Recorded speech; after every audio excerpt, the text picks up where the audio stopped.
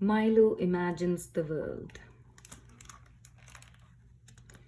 What begins as a slow, distant glow grows and grows into a tired train that clatters down the tracks. A cool rush of wind quiets into a screech of steel, and when the doors slide open, Milo slips aboard.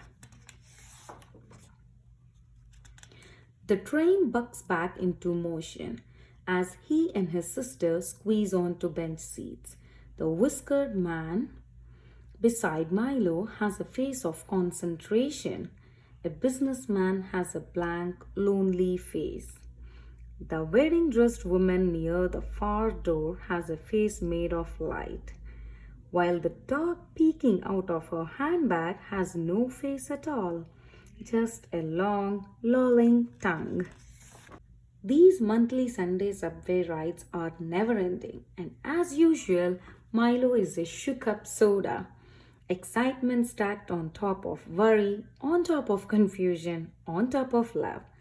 To keep himself from bursting, he studies the faces around him and makes pictures of their lives.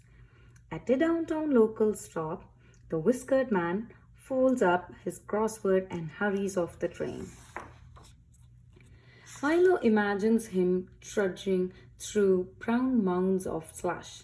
It's a 5-flight climb to his cluttered apartment, where he's greeted by mewling cats and burrowing rats. Parakeets tweet songs of longing as the man sips tepid soup, hunched over a game of solitaire. Late that night, the door to the parakeet cage mysteriously falls open, and the cats gather on the cold sill to watch the birds fly free above the city. Milo tugs his sister's sleeve and holds up his picture. But even when she turns to look, he can tell she doesn't see. She's a shook up soda too. A boy in a suit boards the train with his dad. His hair is a perfect part, and there's not a single scuff on his bright white Nikes. Milo imagines the clop, clop, clop of the horse-drawn carriage that will carry him to his castle. Imagines the clink, clink, clink of the god slowly lowering the drawbridge. Across the human-made moat, the boy is met by a butler, 2 maids, and a gourmet chef offering crust-free sandwich squares. Milo flips to a fresh page at a bustling midtown stop when the wedding-dressed woman strides off the train. A band of street performers launches into "Here Comes the Bride," and everyone on the platform stops and cheers. Milo imagines the grand cathedral ceremony where the couple will be pronounced husband and wife. Imagines the groom whisking his new bride to an awaiting hot air balloon where the pilot loads them in with blankets and blasts the heat.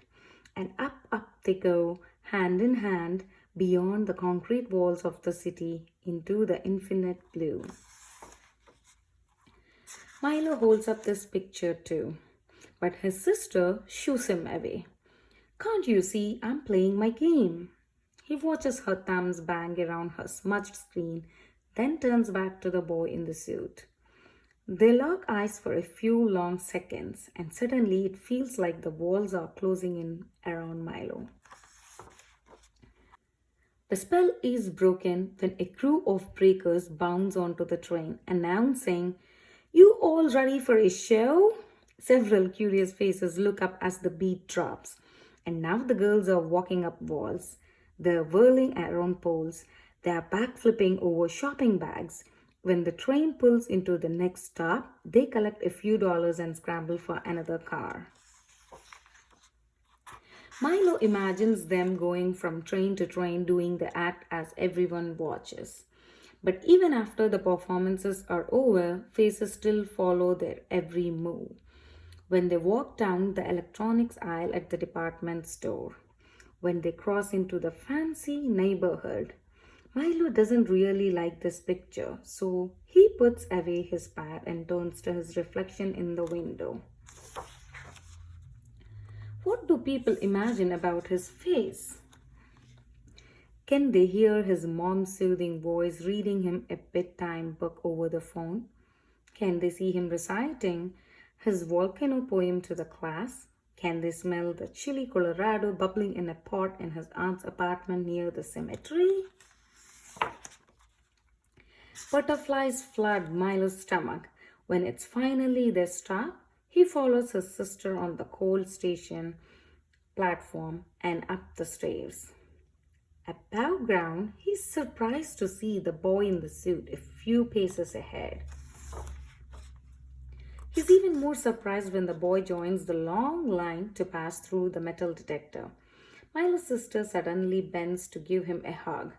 I didn't mean to snap at you, she says. She takes his hand, adding, Oh, you have your picture ready?